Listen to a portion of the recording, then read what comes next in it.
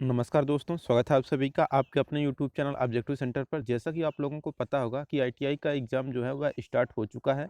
तो इस वीडियो में हम लोग बात करेंगे आईटीआई इलेक्ट्रीशियन सेकेंड ईयर के बारे में। जो हमारा ऑनलाइन पेपर हुआ है कल के डेट में, उसमें कौन-कौन से क्वेश्चन पूछे गए थे, तो बहुत से स्टूडेंट ने हमें बताया है, क्योंकि जो भी क्वेश्चन पूछे जा रहे हैं, निम्मी का जो भी ऑफिशियल साइट से पीडीएफ है, उसी से क्वेश्चन पूछे जा रहे हैं।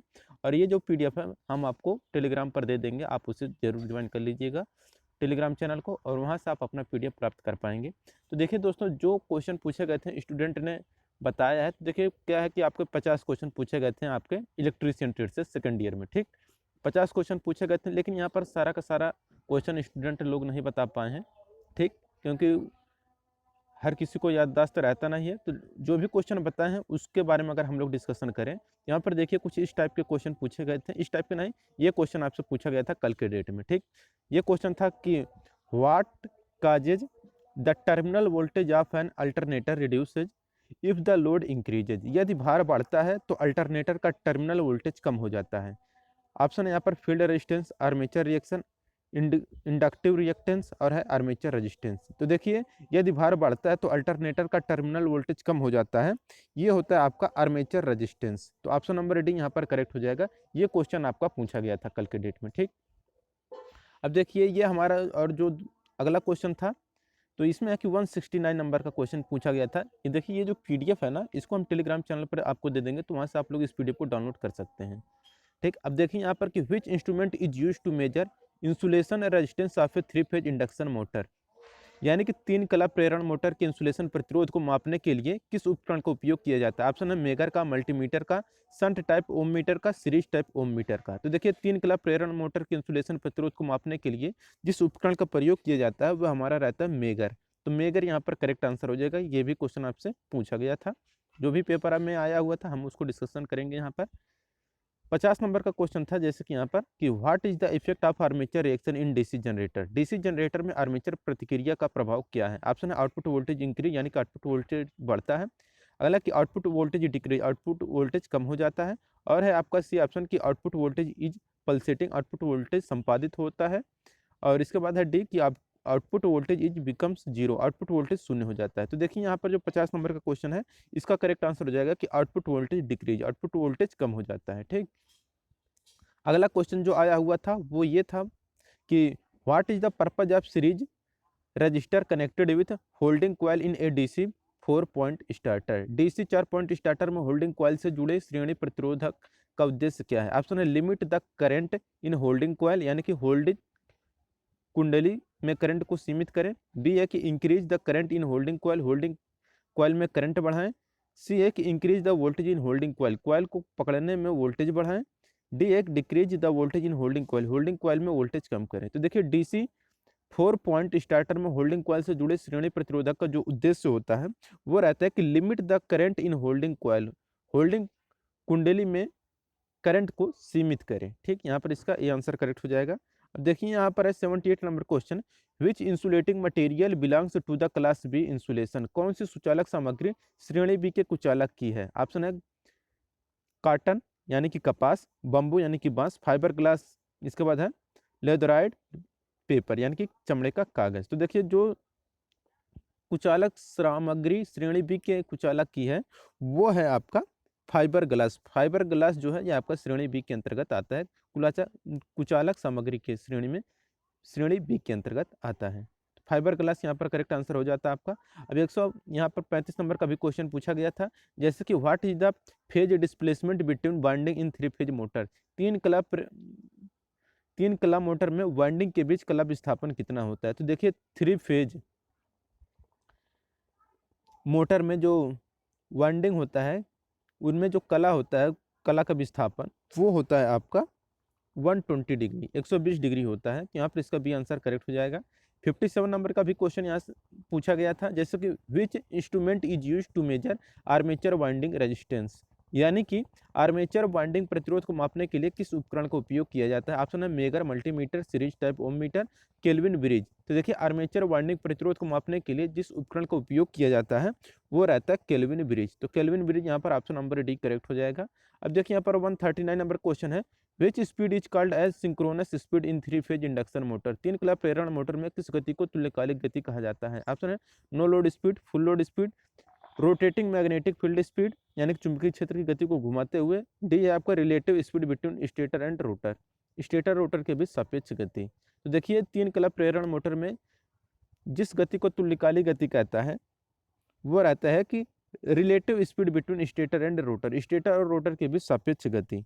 तो 39 का यहाँ पर डी आंसर करेक्ट हो जाएगा, 139 का, सॉरी यहाँ पर है कि 3 फेज प्रेरण मोटर में किस गति को तुल्यकालिक गति कहा जाता है। तो यहाँ पर आपका करेक्ट आंसर हो जाएगा ये कि रोटेटिंग मैग्नेटिक फील्ड स्पीड।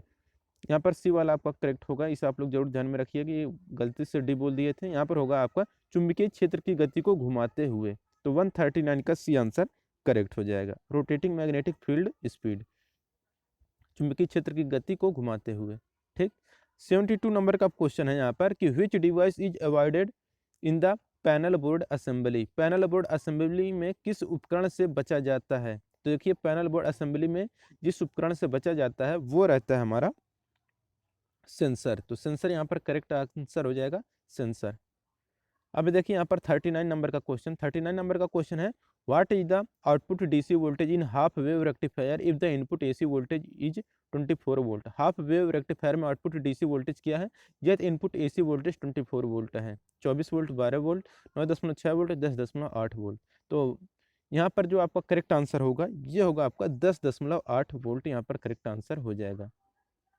ठीक, 52 नंबर का भी क्वेश्चन आपसे पूछा गया था, यहाँ पर देख सकते हैं इलेक्ट्रीशियन सेकंड ईयर के सारे क्वेश्चन हैं जो पूछे गए थे।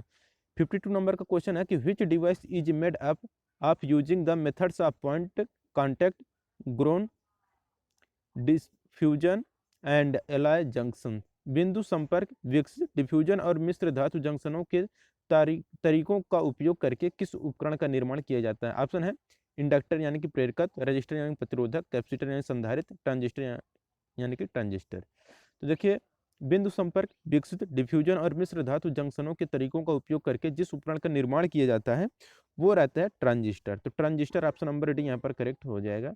अब देखिए 87 नंबर क्वेश्चन भी पूछा गया था, जैसे what is the use of capital G channel in control panel. नियंत्रक कक्ष में कैपिटल जी चैनलों का उपयोग क्या है? ऑप्शन है फॉर फिक्सिंग रिले यानी कि रिले को ठीक करने के लिए, बी है फॉर फिक्सिंग कॉन्टेक्टर संयोजकों को ठीक करने के लिए, सी है कि फॉर फिक्सिंग इंस्ट्रूमेंट उपकरणों को ठीक करने के लिए, डी है फॉर फिक्सिंग टर्मिनल कनेक्टर्स सिरे संयोजकों को ठीक करने के लिए। तो देखिए यहाँ पर नियंत्रक कक्ष में कैपिटल जी चैनलों का जो उपयोग किया जाता है वो किया जाता है फॉर फिक्सिंग टर्मिनल कनेक्टर्स सिरे संयोजकों को ठीक करने के लिए। 120 नंबर क्वेश्चन है what is the purpose of JOG key in control panel of DC drive. DC drive में नियंत्रक पट में जेओजी कुंजी का उद्देश्य क्या है? ऑप्शन है stop the motor, start the motor, inching operation, reverse the direction of motor, motor की दिशा उलट दें। तो देखिए डीसी ड्राइव के नियंत्रण पट में जेओजी कुंजी का जो उद्देश्य है वो रहता है आपका कि inching operation. Option number C यहाँ पर करेक्ट हो जाएगा। अब देखिए ये भी क्वेश्चन आपसे पूछा गया था कि 151 नंबर का question which is the application of automatic stepped voltage stabilizer. स्वचालित स्टेप्ड वोल्टेज स्टेबलाइजर का अनुप्रयोग कौन सा है? ऑप्शन है geyser, grinder, television, pump motor. तो यहाँ पर आपका करेक्ट आंसर हो जाएगा कि टेलीविजन रिसीवर। ठीक, तो स्वचालित स्टेप्ड वोल्टेज स्टेबलाइजर का अनुप्रयोग है कि टेलीविजन रिसीवर। अब देखिए यहाँ पर ये भी क्वेश्चन पूछा गया था what is the name part mark as X in DC generator. ये जो फिगर दिख रहा है डीसी जनरेटर में, इसमें जो एक्स भाग ये जो चिन्हित है ये कौन सा है? ऑप्शन है armature core, brush, commutator riser, commutator segment. तो देखिए ये जो आपका एक्स भाग दिख रहा है ये कहलाता है आपका commutator riser. Commutator riser option number C यहाँ पर करेक्ट हो जाएगा। देखिए चौथा क्वेश्चन भी पूछा गया था which formula is use to calculate the generated EMF in DC generator. DC generator में उत्पन्न ईएमएफ की गणना करने के लिए किस सूत्र का उपयोग किया जाता है? देखिए इसके लिए जो सूत्र यूज किया जाता है ये किया जाता है आपका कि सी वाला ऑप्शन यहाँ पर करेक्ट हो जाएगा कि generated EMF equal to 5ZN/60 into P/A volt. तो ऑप्शन नंबर सी यहाँ पर करेक्ट हो जाएगा, generated EMF equal to 5ZN/60 into P/A volt.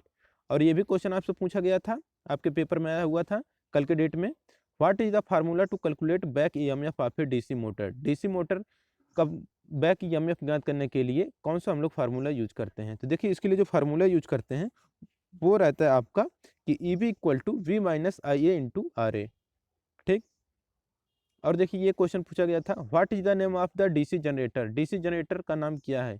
तो ये जो फिगर दिख रहा है ये कौन सा है? तो ये फिगर जो है आपका सेपरेटली एक्साइटेड जनरेटर, अलग से उत्तेजित जनरेटर का ये फिगर है।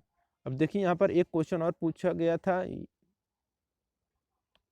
ये क्वेश्चन ये भी था कि विच quantity can be measured by CRO? CRO द्वारा किसको मापा जाता है? ऑप्शन फ्रीक्वेंसी, इंडक्टेंस यानी प्रेरकत्व, रेजिस्टेंस यानी प्रतिरोध, पावर फैक्टर यानी कि शक्ति गुणांक। तो देखिए तो सीआरओ द्वारा जिसे मापा जाता है वो रहता है फ्रीक्वेंसी, यानी कि आवृत्ति को सीआरओ द्वारा मापा जाता है। तो ये कुछ इंपॉर्टेंट क्वेश्चन थे जो कि कल के डेट में आपके इलेक्ट्रीशियन सेकेंड ईयर में पूछे गए थे। और भी जो भी क्वेश्चन हमें मिलेंगे हम उसका अलग से वीडियो जरूर बनाएंगे, और जैसे जैसे ये सब क्वेश्चन आते रहेंगे हम आप लोगों को बताते रहेंगे। अगर आप हमारे चैनल पर नए तो चैनल को जरूर सब्सक्राइब कर लीजिए। और देखिए एम्प्लॉयबिलिटी स्किल के भी जो भी क्वेश्चन होंगे, वर्कशॉप कैलकुलेशन के जो भी क्वेश्चन होंगे हम आपके लिए प्रोवाइड जरूर करेंगे बहुत ही जल्द। और देखिए जो भी क्लासेज हैं, जैसे कि एम्प्लॉयबिलिटी स्किल क्लासेज हमने ख़त्म कर दिया है, तो सेकेंड ईयर का उसका प्लेलिस्ट का लिंक हमने आपको डिस्क्रिप्शन बॉक्स में दे दिया है, आप वहाँ से जाकर उसे जरूर चेक कर लें। उसी में से क्वेश्चन पूछते हैं। ठीक। तो उसी में से क्वेश्चन आ रहे हैं, आप लोग उसे जरूर देख लीजिएगा। प्लेलिस्ट का लिंक डिस्क्रिप्शन बॉक्स में है। अगर आप चैनल पर नए तो चैनल को जरूर सब्सक्राइब कर लिए। मिलेंगे नेक्स्ट वीडियो में। Thank you.